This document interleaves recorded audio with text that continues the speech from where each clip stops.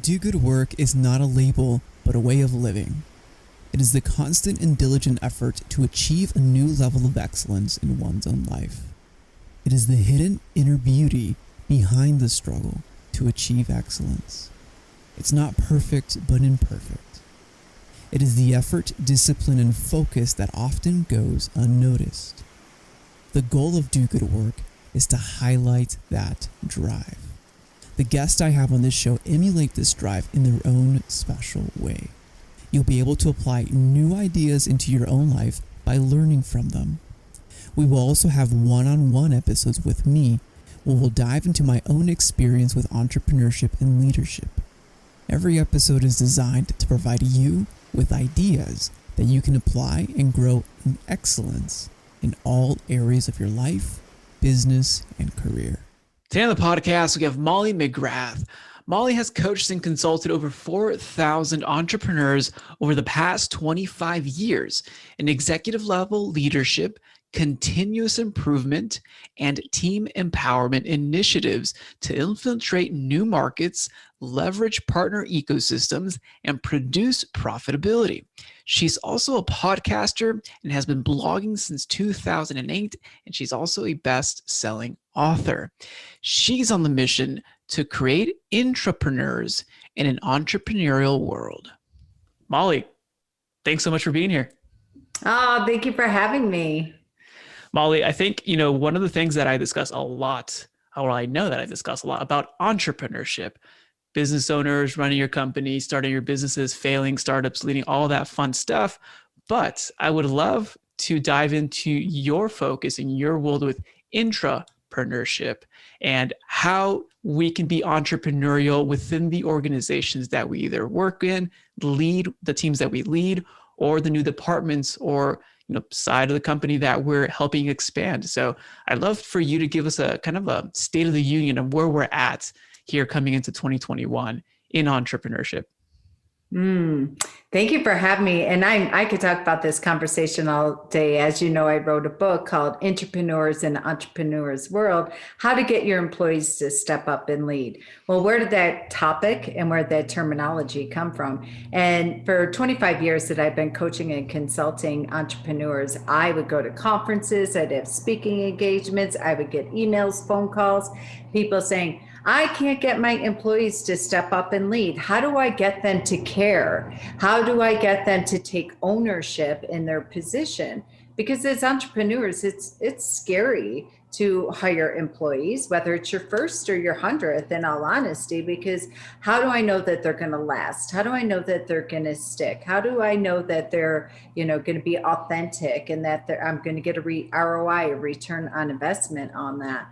So, and especially here in 2021, coming off of, almost off of a pandemic, you hear if you watch the news and you pay attention to the media, they talk about unemployment rates and all that. In my experience, part of my business is recruiting 50% and the other 50% is consulting.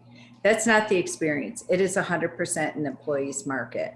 And people will take a pay cut. I made an offer this morning, someone who took a $25,000 a year pay cut because of the culture and the values and the leadership within the organization. So often when I talk to people, my number one question is, first I send them an inbox and I'm like, hey, are you happy? Are you being treated well? Would you be interested in hearing about a new opportunity? And my favorite ones are people that won't even entertain the idea. They're like, no, I love where I work. It's amazing. Won't even talk to a recruiter. The ones that do get on the phone with me, I'm like, all right, my first question, all right, why would you even talk to a recruiter? What's going on? And so often, really, when I peel the layers of it, it comes down to that they're hired as employees and they're not giving three things that employees need: time, attention, and feedback. You give them those three things and they will never, ever leave you. That is the groundswell and the formation for creating an entrepreneur. And my definition of an entrepreneur is that they think, act, and behave like an entrepreneur with two exceptions. One, they have no financial capital, so they're not taking any risks financially. And then number two is they typically are missing the main key ingredient of an entrepreneur, which is the innovation and the ideation. They understand an appreciation, innovation, ideation, but they don't have that in their DNA because they're integrators. And if you've never read the book Rocket Fuel, I highly recommend it. It's phenomenal. And piggybacks really, truly, if you look back to it, it goes all the way back to the E-Myth by Michael Gerber when he wrote that, which it stands for the entrepreneurial myth, where he talks about the entrepreneur, technician, and manager.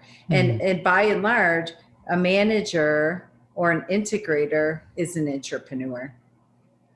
Yeah, and I want to dive a little further in what you just mentioned, and repeating three core things that I want to emphasize for our audience today. Because as entrepreneurs, leading businesses, leading your teams, or even if you are an entrepreneur leading your team, I want you to know that these three things you have full, complete ownership with, and that you can make an impact and make the difference. That's with the team culture, that's with the value systems, and that's with the leadership. And those are so easily glossed over. I wrote a piece around that, and it's the most pivotal pieces that allow teams to perform and to do better. I recently had one of San Diego's largest growing startups here and on the podcast, and he was talking about how he helped his team become 50x more productive. And this is no exaggeration. They're in the development side. Obviously, they switched a few things in regards to their approach, but the core foundation was their belief system, their values, and what drives that company for growth. So I think it's important to understand the gravity and the responsibility that we have with those three key things: the culture, the values, and how you lead. Yeah, absolutely. And then when it comes to entrepreneurship, I also, for our listeners, I don't want to kind of like label you like between integrator, technician. I think you can evolve into every single one of those, but I think it's good to understand the common paths where entrepreneurs can play a role, because I learned about entrepreneurship probably in 2012 or 2013. And within companies who are either starting new departments or having you lead a new department, you're getting the resources, the know-how, the strategy, the support from the leadership team or from the team, the company itself, or they're leaning on you for that. So that does give you that spark of how can I manage this? How can I grow this without taking that risk on your own, which it can be a little difficult and scary as a solo entrepreneur. So I love that we're able to kind of find that balance between, where entrepreneurship can begin within your organization. And I think the key question here is, as leaders within the company, how can you identify an entrepreneur's opportunities to implement or to start practicing, those skill sets so that we can create leaders within our company? I love that, because I really do believe it starts with getting really clear and being unapologetic on your culture and your core values. I always give this example. I think people pick these core values that they have, that they find either on Instagram or at TJ Maxx on a TJ Maxx home quote sign, like where they have, empowerment, and they have, team centric and what have you. And when you start to boil it down to, or family first, that's a big one that I see in a lot of companies. And it's a lie. It's really truly not the truth about your business. Like, for example, many of the firms that I go in and start doing consulting, I'm like, talk to me about your core values. And they give me all these warm and fluffy and empowering statements, which are great. But I'm like, is that really truly at the core? There's a difference between a value and a core value. And so if you're one of my core values in my company, my very first one is courageous conversations. My second one that I have is constant communication. We even changed it last week to over communication, where people think that they're phenomenal communicators, but there's not. There's three sides of every story: is what you said, what they heard, and what was actually intended to be communicated. So to find the core foundation of an entrepreneur, get really clear on your core values and hire from that place. And be clear with people. Like my first book that I wrote that became a #1 Amazon bestseller was Don't Be a Yes Chick. So often employees are trained to show up, collect your paycheck, keep your mouth shut, and do a good job. Entrepreneurs are begging for your opinion. They're begging for your insight. They're begging for your, honest, well, respectful insight. But it's a lot of work to deprogram people with employee mentality from that. The millennials have changed that a bit and things of that nature. But, old school, it's difficult when people will call me, employees will call me and they're like, I don't know why we're doing blah, blah, blah. I'm like, did you talk to the entrepreneur? You have some great insight. You're on the front lines. They need to hear this. And they're like, no, because so-and-so told them that 2 weeks ago in the staff meeting and they shut them down. So they make it gospel. They make it a truth. So when you are really interested and you are deeply committed to creating an entrepreneur, get really clear when you're hiring people.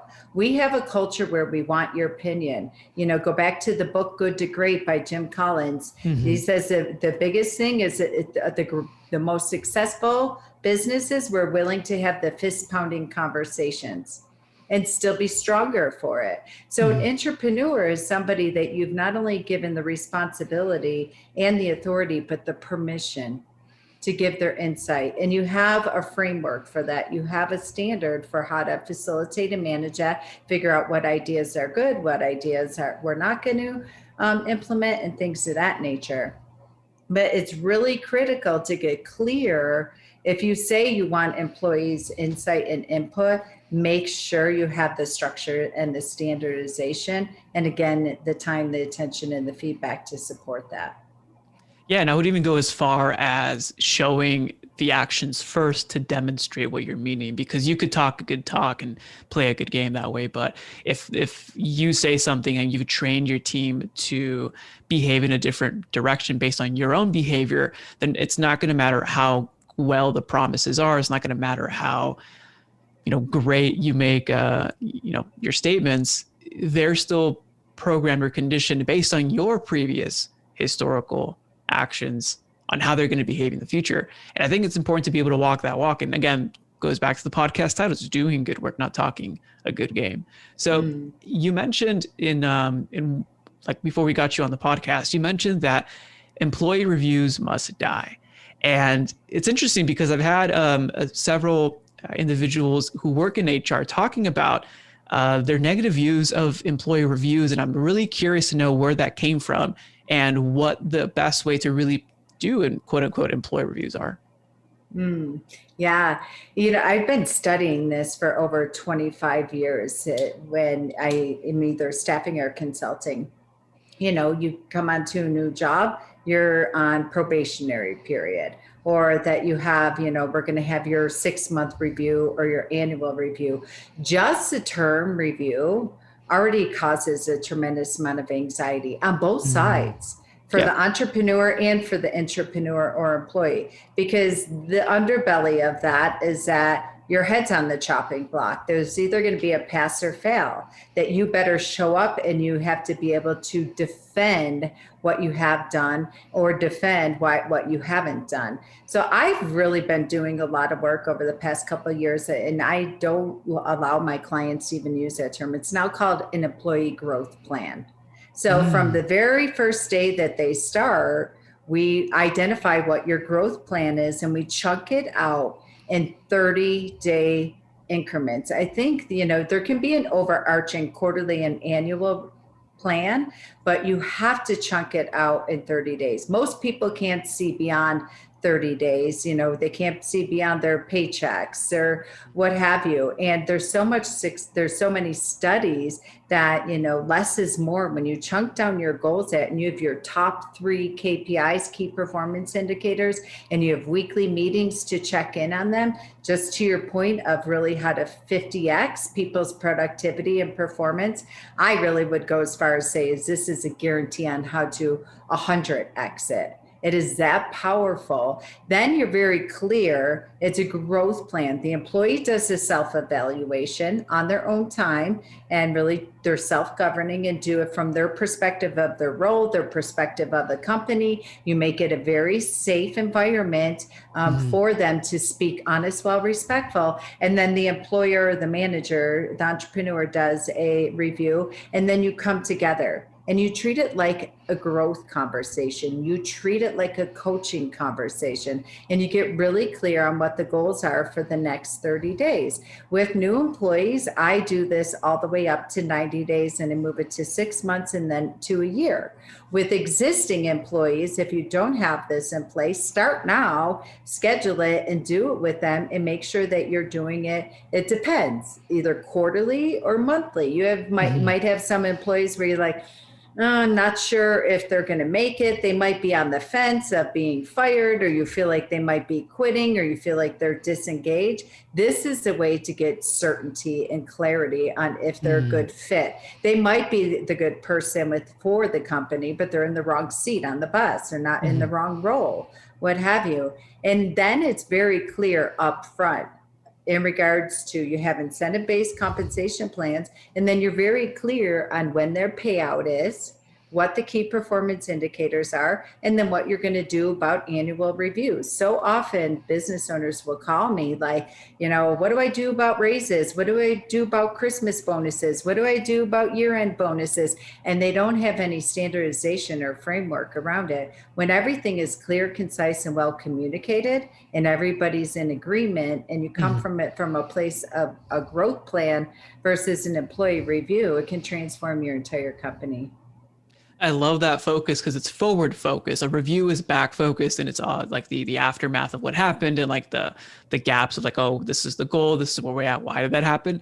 The forward looking not only encourages growth, but it also encourages momentum for the company. And I love that different perspective. And the 30, 60, 90 thing is great, because I would even go as far as like having those quarterly chunked out into months, so that to making sure that you can easily measure progress and have those touch points with the team.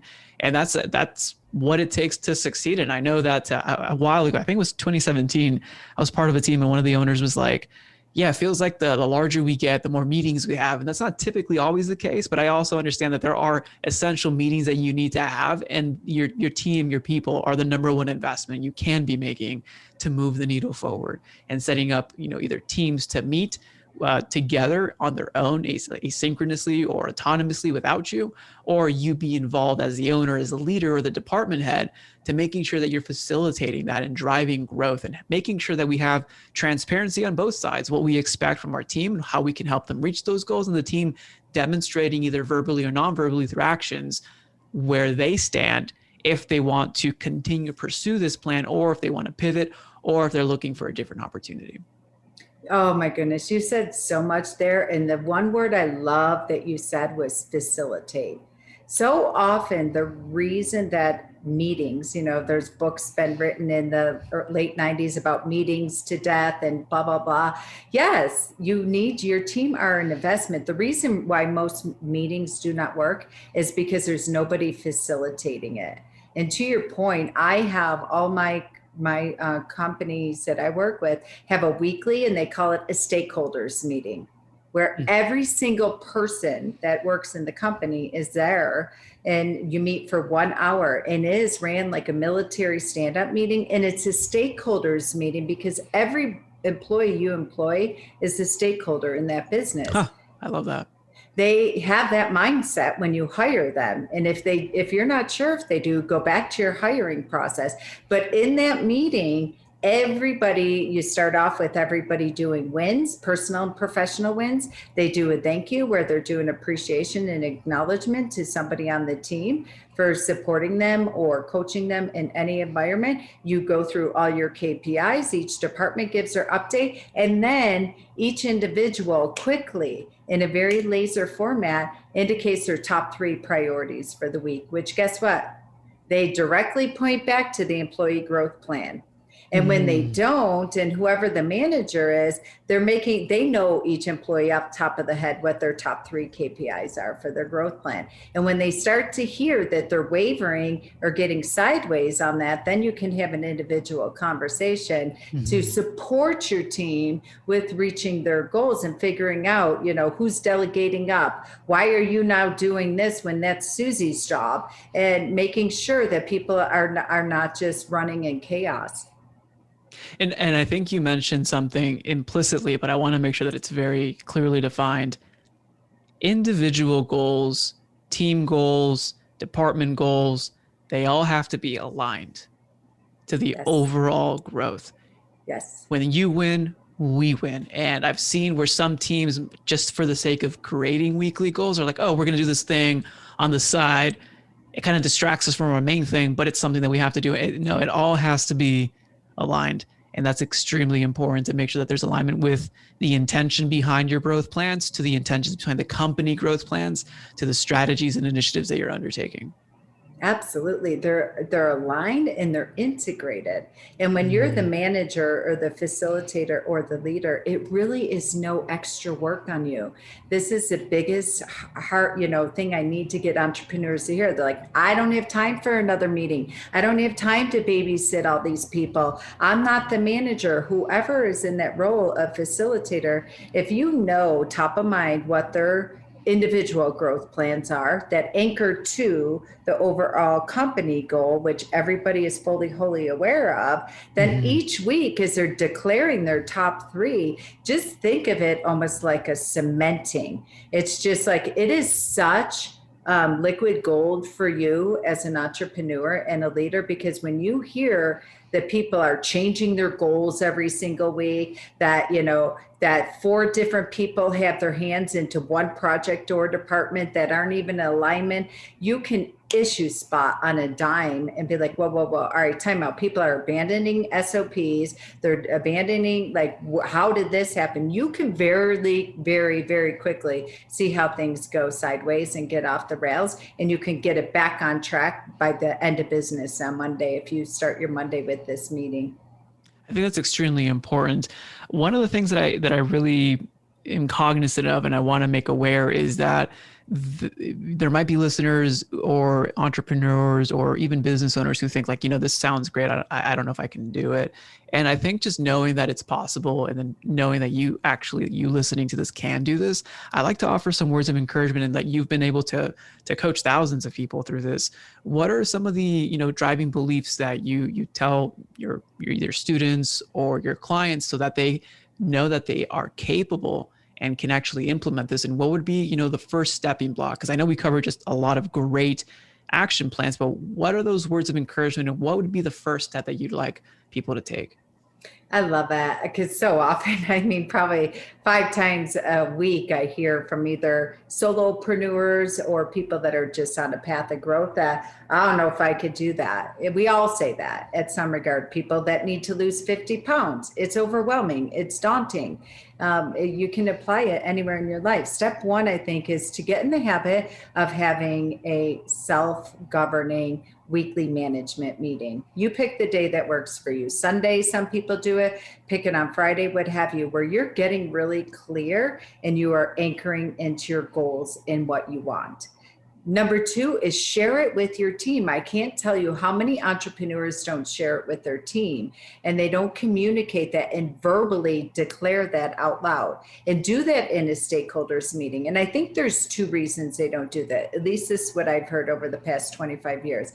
Number 1, once you say it out loud, then the accountability is on you as an entrepreneur to do your part. And it's a little scary and overwhelming. Number 2, you're afraid you're going to freak out your team and overwhelm them. Just dismantle both those beliefs and just start declaring it. Don't worry about the how you're going to get there. Just number 1, get people's buy-in. Make sure they clarify and verify what they're hearing, and then go to the whiteboard and chunk it out. And then when you have your weekly meeting and you start anchoring into that and looking at it every single week, just know one small step at a time. Because guess what? If your goal or how you want to do it, so say you want to 10x, you want to double your revenue. All right. I don't know how, like, don't get worried about the how. At first. You can declare it and then set up the standards. And I'm going to use the word meeting, and have the meeting with the people that you have, because people respect what you inspect. When you have a weekly meeting, same place, same time, every single week, the first meeting you might be staring at each other overwhelmed. But by the end of the meeting, you might have a tiny whiteboard, just a brain dump. Then you're like, okay, who's doing what this week? And then the next week, and I would absolutely be happy to hand over to your listeners my framework that I use for facilitating a weekly stakeholders meeting, and how to take a project from ideation to deployment. But when you share it with people, think about it. You declare to your family, I'm going to start working out every day and lose 50 pounds, and by Christmas or by Easter or whatever it is. It just magically begins to happen. It's overwhelming when you say it, but then, the next day they're like, hey, mom or dad, I noticed you didn't do your workout today. What's up with that? And I don't mean it from a place of shaming, but I mean it from a place of accountability, because people want to support you in your goals. So often employees will tell me, like, we talk about all these things, but then they don't give us control to help them deploy it. Or we're not connected to the heartbeat of the business. We don't know the overall vision, and we want to support it. We want to belong to something that's big. We want to be difference makers. That's so important. And I love to thank you for breaking that down in such a simple form. So if you're listening to this, have your personal goal focus with your meeting with yourself. What is it? Let's get it defined, and let's just tell everyone, and then start taking the actions by actually meeting with those that are going to help us and work together to reach those goals together. And it might seem like a lot at first. That's okay. It's normal.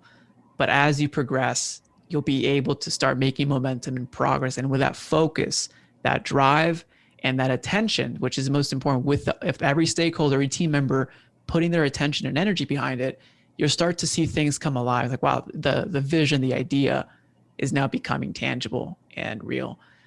Molly, this was an amazing conversation. For our listeners out there, what's the best place for people to go to thank you for this episode, but also to learn a little bit more about what you're up to? Oh, thank you for having me. Keep up the great work that you're doing. You can go to my website, www.hiringandempowering.com, and you can opt in either on my podcast page or my blog page. I drop a podcast every Tuesday, very, very similar to this, where I'm constantly giving you concrete tips, techniques, tools, strategies that you can implement in real time within your business in regards to all facets of it: communication, leadership, hiring, firing, team empowerment, and what it means to be an entrepreneur in the entrepreneur's world. Every Thursday since 2008, I've been blogging. And so I also put in the written format for people that still like to print out and read paper and things of that nature. Again, very different topics that I have on there as well. And I think that's the best way to stay connected with me. Of course, you can always send me a message in my contact box on my website, and I would be happy to share any tools that I have with you for absolutely free. Oh, I appreciate that a lot. And I'll put those tools as well, the links on the show notes. Molly, thank you again. Thank you for having me.